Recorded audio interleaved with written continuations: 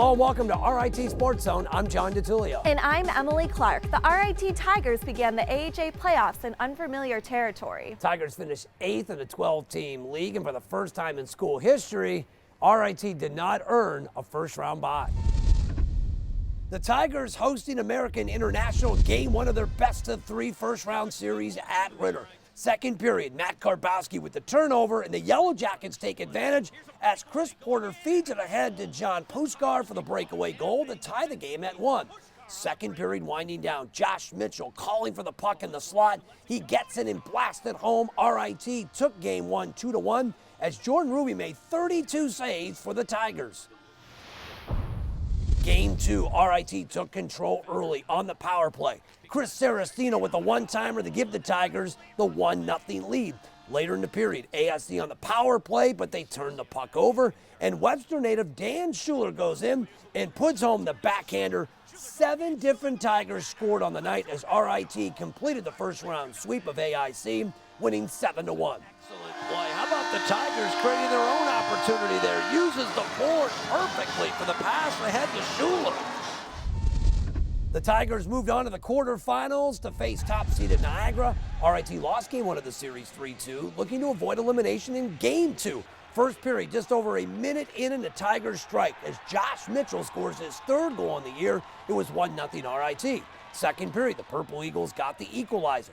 Patrick Divjak beats Jordan Ruby. This one would go to overtime. Just over 13 minutes into the extra session, Ryan Murphy finds Mark Zanetti, who beats a diving Jordan Ruby for the game winner. Niagara wins 2-1 to take the series. With more on the season-ending loss for the Tigers, here's Kristen Klock. RIT certainly didn't play like the number 8 seed in the AHA quarterfinals. The Tigers gave the top-seeded Purple Eagles all they could handle, but it wasn't enough to keep the series going. Niagara swept the Tigers 2-0 and extended their home unbeaten streak to 22 games.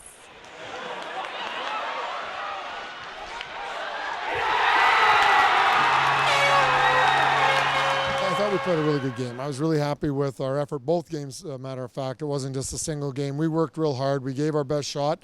Niagara's better, and that's always hard for a coach or players to say that, but I can say that. I mean, I couldn't ask for much more. We had some opportunities to win the game. We didn't. They had an opportunity at the end and scored, but I thought it was a great game and between two teams, and obviously didn't look like a 1-8 matchup when really one goal differential in 2 games, but that's the way it goes, and we dug ourselves that hole, and we were just trying to dig out at the end, and it just wasn't enough. You've had close games against Niagara all year. How disappointing was the overtime loss?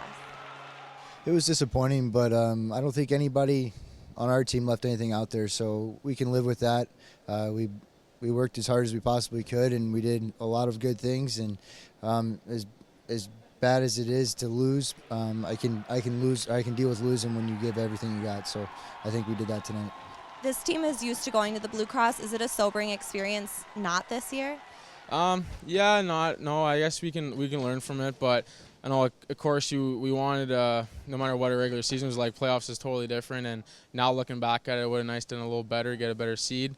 But if we wanted to go all the way, we'd have to beat Niagara regardless. So whether it's going to come now or in the Blue Cross, I feel pretty good with our efforts, though. Looking back on your 4 years at RIT, how have you seen the competitiveness of the AHA grow? It's grown immensely. The first year, I think there was 4 or 5 teams that were really competitive with us, and then the rest were kind of just we just kind of wishy-washed right through them. And then the next year it turned into 8 teams, and now it's 12. I mean, you can't take anybody lightly, and I think that's just good for our league. I think it just shows how competitive, and I think you'll see coming up in the NCAA tournament how deep these guys are going to go. I think a team like Niagara is going to go very far.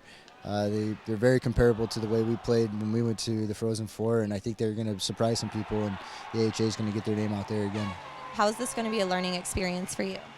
I think we're just all going to, take it as it's a tough loss. So going into the summer, just work hard and, come back strong and just try to get back to the top. You'll be losing 3 seniors this year, 2 of whom are captains. What's that going to be like? It's tough. It's always tough. We've always lost good players, and this year's no different. Chris Saracino on the blue line led points, I think, in the league, close to on our team. Great leader, though, great person. I couldn't say enough about him. Adam Hartley up front, another person that's done a great job in the leadership role. And these guys are, been part of our Frozen Four and from the ground up. And I thought he did a very good job for us. It's not a big class, so that's why we're optimistic for the future, but very instrumental in our team and guiding us through this year. Looking back, how well do you think the team played this season? I think we had our ups and downs. We lost a lot of guys last year, and that contributed to this year a little bit of growing pains. But I think next year is just gonna be even better, and these guys just have to develop a little bit more. And there's plenty of talent in the locker room, and just the work ethic that they come to the rink with every day.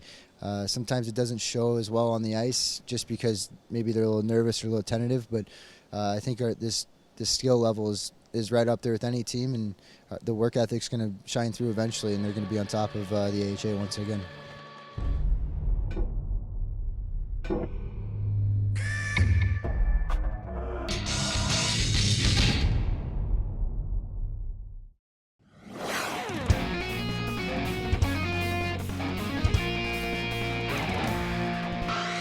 Welcome back to SportsZone. The hockey season's conclusion marks the end of defenseman Chris Saracino's decorated RIT career. The Tigers captain tied an RIT Division I single-season record with 11 goals this year, and his 32 points ranks in the top 5 nationally among blue liners. But as Melissa Bromley reports, the now former Tiger is headed home to follow in his family's footsteps. Saracino, the blast, and a goal! The Tigers lead 1-0. Chris Saracino. Hockey is now a part of Chris Saracino's past. In the fall, the St. Louis native will pursue a law degree at his hometown university. What initially sparked your interest in law? My family.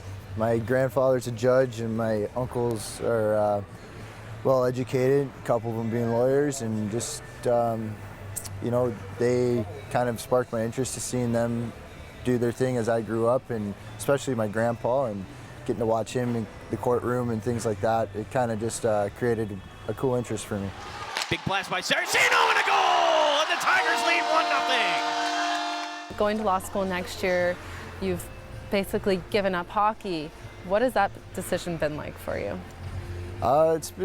It was a hard one, but it's going to pay off eventually, because the game will always be there. But you can't wait too long to continue your education, especially starting college a little bit late like I did. So I'm not going to lose complete touch with it. I'm sure I'll be on the ice as much as possible and involved as much as possible.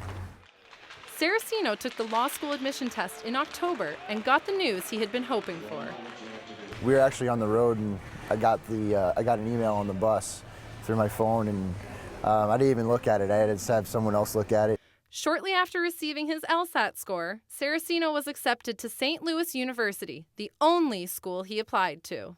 What is it going to be like going back home after so long?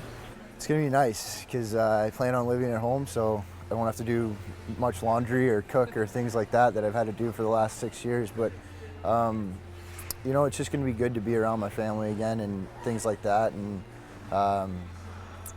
I've been quite far away from them for some time, and just to get back involved in the community there and see my friends on a regular basis from back home, it's going to be nice. So I'm excited for it.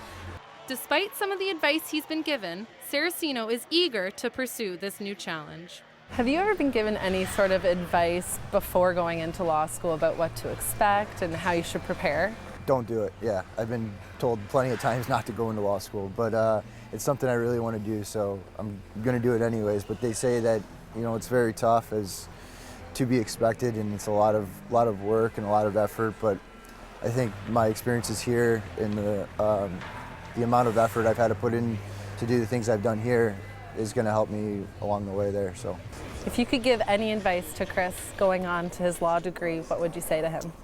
I think like anything else, you got to continue to work hard at whatever you apply yourself to, and I think be a good person. I think when you look around at all facets of life, there's great people, and when they, whatever profession they're doing, I think as long as you strive to be the best that you can in that certain profession, I think good things are going to happen. Playing athletics teaches you a lot about the real world, and it's not always going to be easy, and there's going to be ups and downs and challenges, and as a player he's met them head on, and is, like I said, has been very accountable for everything he's done, and I think that's a great attribute to have as he moves into the working world.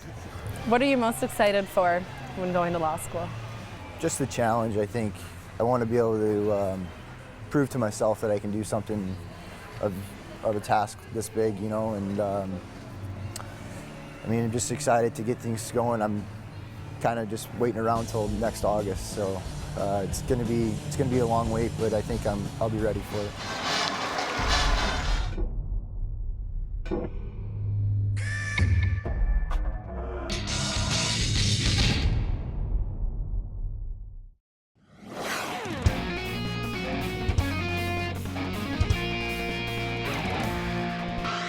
In their first season at the Division I level, the RIT women's hockey team was eligible to compete in the CHA Conference Playoffs.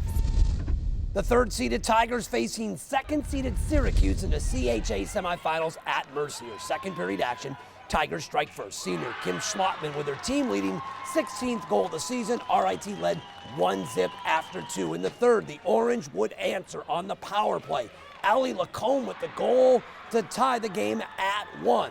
We go to overtime, and midway through the extra session, Sadie St. Germain skates in and beats Allie Bennington 5-hole to seal the 2-1 win for the Orange.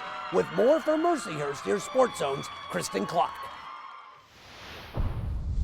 For the fourth time this season, a game between RIT and Syracuse was decided by 1 goal. The Orange scored halfway through overtime to defeat the Tigers 2-1 and advance to the CHA finals and end RIT's first Division I season.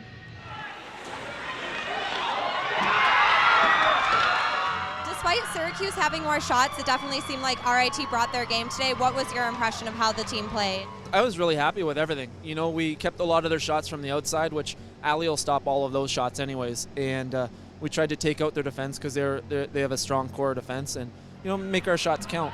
And you know, when Kim scored her goal, I thought that would be hopefully enough. But you know, in overtime, I thought we had enough chances to kind of finish the game off, and it just didn't go our way today, which is unfortunate. But they laid it out there and kind of emptied the tanks right till the last goal there. It's always tough losing in overtime, but I think we battled hard, and I think we left everything on the ice, and when you're leaving everything out there, you can't really be disappointed with the outcome because I think we all tried our best. Coming into the game, we were kind of like, okay, this is our chance right now. You know, we haven't beat Syracuse all year. We're playing well. Came off an overtime win with Penn State. Like, we knew it was our time, but you know what? We're still a growing team, and you know, you can't be too upset with what happened. So it's bittersweet now, but we'll move on. Wasn't the ideal outcome losing in the semifinals, but what was your overall impression of this season? It's an amazing season. You know, you lose the last game, okay, but there's a lot of D1 teams that wish they were playing this weekend, and we're one of 16 teams still playing. And you know, at the end of the day, you're thinking, we were Division III last year. We didn't recruit. We brought the same team that we had last year back this year, and we're in the semifinals of a Division I conference. So I think overall, I couldn't be happier. Well, the RIT Tigers tonight, first game D1 level for the women. Going to come up on the short end, but how have you seen this team grow from the team that got blown out against Mercyhurst to this team now? I think we've definitely grown a lot over the year. I mean, mentally, everybody's developed a huge amount, and physically as well. Like, everyone's working really hard all throughout the year. So, I mean, definitely a huge improvement, and you can see as the year went on, the games got closer and closer, and we were in every game, and you know, we had a chance to win every night, so you couldn't ask for anything more. I think it's just a complete 180. You know, we're kind of in awe at the start of the year and kind of watching things, but now we're just competing with them, and we know we belong up here with the D1 kids. It's your last year here at RIT. What are your overall impressions of your senior year? I think my senior year was awesome, especially coming off last year, winning a national championship. I wouldn't have wanted it any other way. Growing moving up to Division I and growing as a team, and especially spending it with all these girls, it was really special. You're losing 6 seniors this year who aren't just contributors on the ice, but strong leaders. What have they meant to the team? Well, as with the whole team, like, we're all best friends with the seniors, and that's one of the hardest things, you know, looking at them after the game and they're crying, and you just feel for them, you know, like they're your best friends for 2 or 3 years, and then they're going to be gone next year. But they've done such an amazing job with this team, and they've really helped us grow and taught us, like, along the way, and without them I don't think we'd be where we are. They've been everything. You know, you count on them for the leadership in the locker room. They take care of stuff off the ice, and then on the ice, you know, they're in every situation and they do everything for us. It's sad to see them go. Like, you can't believe that it's already 4 years and they're done. And I don't want to think about it just yet, but what they mean to us is that they're our team, they're the personality of the team, and we're going to miss them a lot. And just we got to start recruiting kids just like that and get that personality back on the team. What do you think the team needs to do for next season? You just remember how it feels, and it's like we said, you know, we went through this two years ago when we lost in a national championship. You have that sting of battle. You go regroup, get stronger. You work on the little things that should be worked on, and just come back motivated, not wanting to feel that feeling again. Well, I'm hoping we'll be back. Maybe this tournament will be at our rink. Who knows? But I really hope that we can prove ourselves again and continue growing as a team.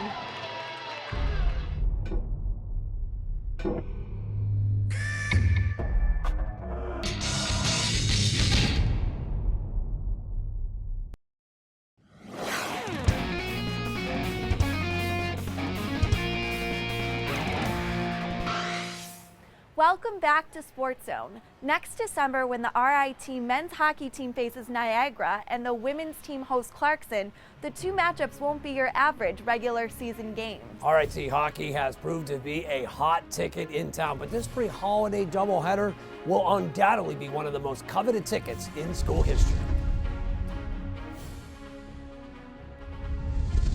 Outdoor hockey will make its debut in Rochester this December. The hometown Amherst and the RIT men's and women's hockey programs will headline the first outside games right here at Frontier Field.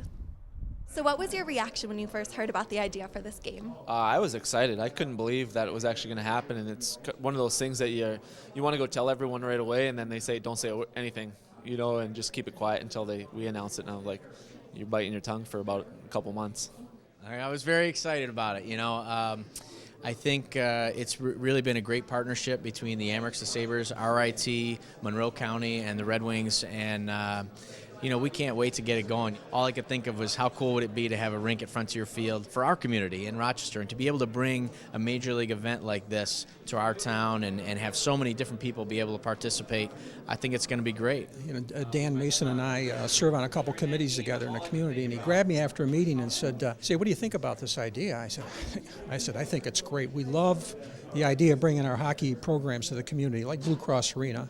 You know, the Blue Cross Arena experiment turned out to be a tremendous success, and the RIT community got behind it. And I thought that right off the bat, this would be a natural for us. Our fans, our students, you know, the 100,000 alumni we have worldwide, 40,000 in the community. And I thought it would be really, really neat for our athletes to be able to play on an outdoor rink, you know, in a baseball stadium in the middle of winter. You know, it's just something that they'll remember forever.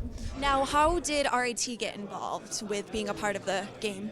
Well, the first thing Dan said after he agreed to do it is we got to get RIT. They've got such a rabid fan base, and it'll make the whole weekend complete. So Dan took the lead on getting a hold of RIT, and you know, that was a pretty easy sell. Now, what is all the work that's going to go into it on your end, and what has to be done?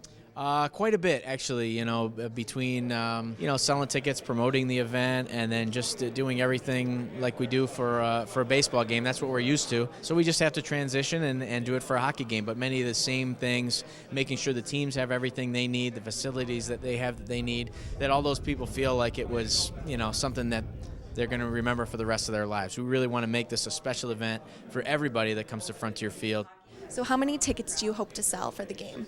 We have 10,800 seats. We hope to fill every one of those and then some. And we've had up to 13,500 people here for a baseball game, and we don't see any reason why we can't do that for a hockey game. So we're looking to do between 10 and 13,000. What are the positives and negatives of playing an outdoor game? I don't think there's really any negatives to it. The positives is just I think the attention that it gives the sport in general, and I don't mean just RIT, but being partnered with the Amerks and the Sabres, the RIT youth community, and just experiencing something new and different. If it rains, it'll probably be a little negative, but to have nothing but positives. You know, too sunny, clouds, who cares? You're outside. You know, you have the wind in your face the whole time. I think the crowd can get right into it, and you know, hopefully the girls skate that much harder to stay warm. What do you think this is going to do for both the men's and women's hockey program? Right from today on, it's going to be a tremendous recruiting tool. I think these athletes that are here today, and I think the rest of the ones on our team are going to be really excited about playing this coming year here, and they're going to want to compete. It just takes us to another level. You know, that we're committed with hockey here, and with the community, our fans, and everything like that is just another step in the right direction for our team. The outdoor rink will be constructed at Frontier Field by Rink Specialists, a global ice skating rink installation company based out of Maine. While ticket information has yet to be announced, we're told that RIT season ticket holders will be given first priority. Well, don't forget that staying connected to SportsZone is now easier than ever thanks to the RIT SportsZone app. Catch up on the games and episodes you've missed and discover so much more. It's a must-have for all Tiger fanatics, so download the RIT SportsZone app for Android or Apple device today. Well, that does it for this edition of RIT SportsZone. So until next time, thanks for joining us in the zone.